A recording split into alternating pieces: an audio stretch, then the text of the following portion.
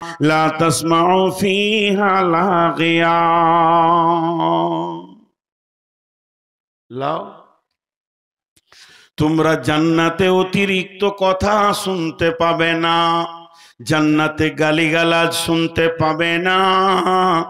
জান্নাত এমন একটি নিয়ামত, সেখানেও জিভ কন্ট্রোল থাকবে, একদম কন্ট্রোল ওলাই জান্নাতে যাবে। যার জিভ পৃথিবীতে বেকন্ট্রোল হয়ে গেছে, ওই লোকটার ব্যাপারে বলা হচ্ছে জান্নাত যাওয়া বড় কঠিন হয়ে যাবে। জি ভাই, একজন বিরাট বড় ইসলামী চিন্তাবিদ, এটা হাদিস কোরআন লয় যেটা এখন বলছি, একটা বড় মুফাসসিরের চিন্তা চেতনা বলছি। উনি বলছেন সারা জীবনে মানুষকে নিয়ে যত সার্চিং করলাম, জান্নাত আর জাহান্নাম নিয়ে যত সার্চিং করলাম, তাতে করে যা পেলাম জাহান্নামে যত মানুষ যাবে শতকরা 98 জন, শতকরা 98 জন, 100তে 98 জন, 2 জন বাদ দিয়ে 98% মানুষ জাহান্নামের ভিতরে ঢুকবে শুধুমাত্র জীবের কারণে। এই বসো, তোমরা মনে করছো কন্ট্যাক্ট করে নিয়েছো, দাঁড়িয়ে যেছো, তার বসার কোনো নাম নাই, কিছু বলি না তাই। 98% মানুষ জীবের কারণে জাহান্নাম গেছে। এটা একটা ব্যক্তিগত মানুষের কথা বললাম, এটা কোরআন লয় আর হাদিস লয়। তারপরও একটা ইসলামী চিন্তাবিদের ধ্যান ধারণা, এগুলো একটু খেয়াল করি। আমি এবার যে আয়াত পড়েছি আয়াতে চলে আসলাম। আল্লাহ কি বলছেন? ইয়া আইয়ুহাল্লাযীনা আমানু জিতানিবু, ইয়া আইয়ুহাল্লাযীনা আমানু জিতানিবু, হে ঈমানদারেরা তোমরা বাঁচো। আমি বলছি বাঁচো, আমার ছোট ভাই ঈসা বলছে বাঁচো, আপনাদের ইমাম সাহেব বলছে বাঁচো, আপনাদের আর কেউ বলছে বাঁচো, আমি নাই বাঁচতে পারি। এ কথাগুলো গুরুত্ব দিলাম না, এগুলো মানুষের কথা। আমি বলছি একটা নতুন মেহমান এসেছে বেড়াতে, নদীর পানি থেকে তুমি বাঁচো, ঠান্ডা লেগে যাবে, জ্বর হয়ে যাবে, মানল না, আনন্দ করে নদীতে সাঁতার দিল, ওর কিছুই হলো না। এটা মানুষের ধ্যান ধারণা, হতেও পারে না হতে পারে, কিন্তু বন্ধুরে বাঁচো কে বলছেন? ব্যক্তিটা দেখেন, স্বয়ং রব বলছেন বাঁচো। এখানে নেগেটিভ পজিটিভ দোদল্য কোনো চিন্তা আনা যাবে না। আল্লাহ বলেছেন বাঁচো মানে বাঁচতেই হবে। নিশ্চয় ওই জায়গাতে বড় ক্ষতি লুকানো রয়েছে, যে ক্ষতিটা আপনাকে আমাকে ধ্বংস করে দেবে, দিতে পারে, এ কথা আল্লাহর জন্য বলা যাবে না। তো আমার রব বলছেন ইজিতানিবু, হে ঈমানদারেরা তোমরা বাঁচো, কাসীরাম মিনাজ জান্নি, অনেক ধারণা থেকে।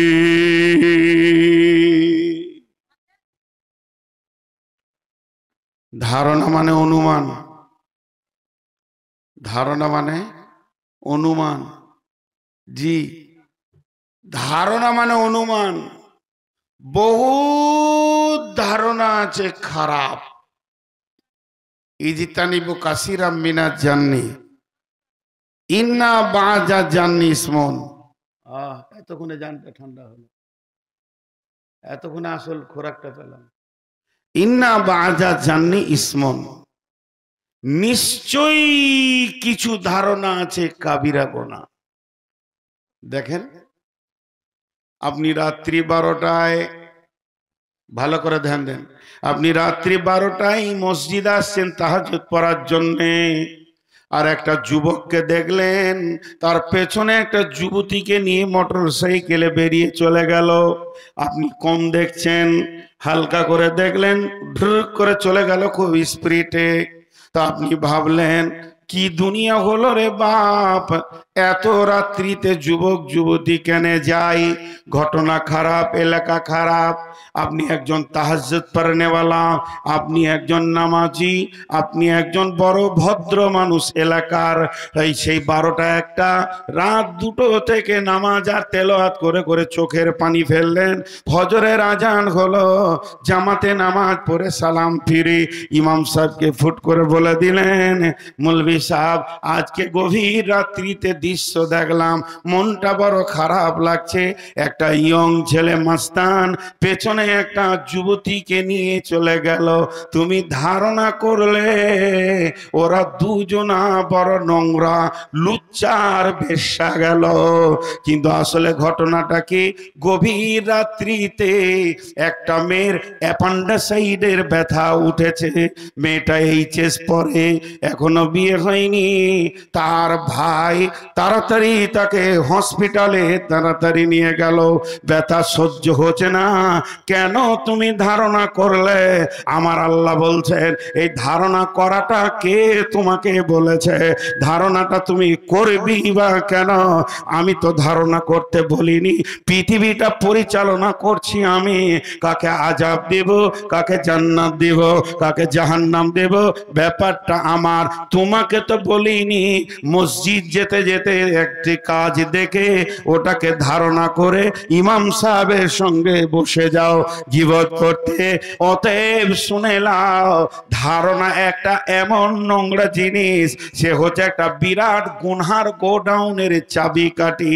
যে লোকটা ধারণা করতে শুরু করে, তার দ্বারা পৃথিবীর সমস্ত পাপগুলো আসান হয়ে যায়। তো আমার আল্লাহ বলছেন, প্রথমেই তুমি ধারণা বন্ধ করে দাও। কিংবা তুমি রাত 12টায় উঠে মনে করলে যে ভাই বোনে চলে গেল, তাহলে হয়তো কোনো জরুরি কাজ আছে। কিন্তু ওরা ভাই বোন ছিল না, একটা মেয়ে তার প্রেমিককে ডেকে ওই রাত্রিতেই কেটে পড়লো। তবে কেন তুমি ভালো ধারণা করেছো? এটাও তো তোমার চলবে না, কারণ তুমি কি জানো ওরা দুজনকে। অতএব আমার আল্লাহ বলছেন, ধারণা থেকেই তুমি নিজেকে বাঁচাও, তুমি অনুমান থেকে নিজেকে বাঁচাও। ইন্না বাদাত জান্নি ইসমন, এমনও কিছু ধারণা রয়েছে যেগুলো হলো কাবিরা গুনাহ।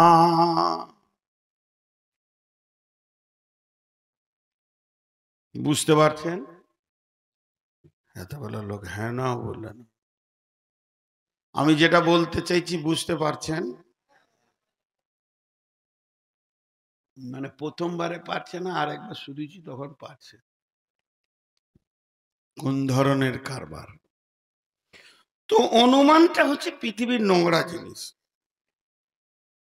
অনুমান। সামনে রমজান মাস আসছে, রোজা রাখবো ইনশাল্লাহ। জোরে বলি ইনশাল্লাহ। রোজার পরে নামাজ ছাড়বো ইনশাল্লাহ। ছাড়বে ইনশাল্লাহ। রোজার পরে নামাজ ছাড়বে।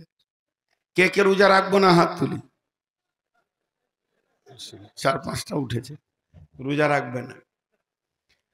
এবার একটা কথা আপনাদেরকে বলি, রমজান মাস আর আর চলছে শবে কদরের রাত। মাসের প্রথম দিকে না শেষ দিকে? আর আল্লাহর নবী এতেকাফ নিয়েছেন। এতেকাফ কে নিয়েছেন? নবী মুহাম্মদুর রাসূলুল্লাহ। বিবি সাফিয়া গেছেন নবীজিকে দেখা করতে মসজিদে, ওই দূরে বাড়ি। আর এশার নামাজ পড়ে সব সাহাবীরা চলে গেছেন। তো বিবি সাফিয়া আস্তে আস্তে করে গিয়ে রসুলের কাছে মসজিদের ভিতরে ঢুকেছেন। দেখ কথা, 2-4টা কথা যা আলোচনা করার ছিল করেছে। কথা বলতে বলতে বলতে বলতে একটু রাত বেশি হয়ে গেছে। বিবি সাফিয়া বলছেন নবীজিকে, ইয়া রাসূলুল্লাহ আপনি আমাকে একটু আগিয়ে দেন, কারণ এতেকাফের লোক তো বাড়ি ঢুকবে না, উনি মসজিদ থেকেই থাকবেন। তো মসজিদে যে থাকবে, তো আমি রাস্তায় বাড়ি যাব, আপনি বাড়ির কাছাকাছি পর্যন্ত আমাকে দিয়ে আসেন। তো নবীজি বিবি সাফিয়াকে নিয়ে যাচ্ছেন, আর রাত কিন্তু আন্ধার রাত, মানে চাঁদ তো শেষের দিকে, যদি 27-25 হয়, চাঁদ তো নাই, এ তো রাত, আন্ধার রাত, নিয়ে যাচ্ছেন। এবার মসজিদ থেকে দক্ষিণ মুখে, কথার কথা বোঝানোর জন্য বলছে, হাদিসে দক্ষিণ আসেনি, এই মুখে যাচ্ছেন আল্লাহ রসুল আর বিবি সাফিয়া, দুজনের সম্পর্কে স্বামী স্ত্রী।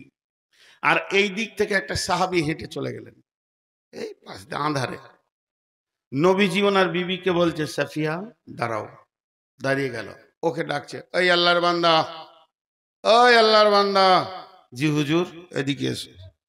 কাছে এলো, যে বলছে, এই মেয়েটি আমার বিবি সাফিয়া, যাও। ও কিছুই বলেনি। আল্লাহ রসুল বললেন, এই মেয়েটি আমার বিবি সাফিয়া, যাও।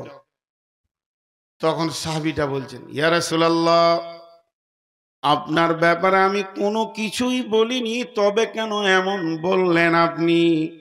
নবীজি বললেন, তুমি বলনি তুমি ভালো, আমি ভালো, আমার বিবি ভালো, কিন্তু শয়তান ভালো নয়।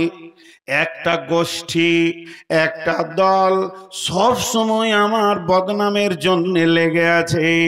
তারা যখন আলোচনা করবে নবী মুহাম্মদ নারী আসক্ত মানুষ, সে নারী পেলে ব্যবহার করে, তখন তোমার ভিতরে ধারণা এসে যাবে, আমিও একদিন গভীর রাতে দেখেছি একটা মেয়ের সঙ্গে চলতে।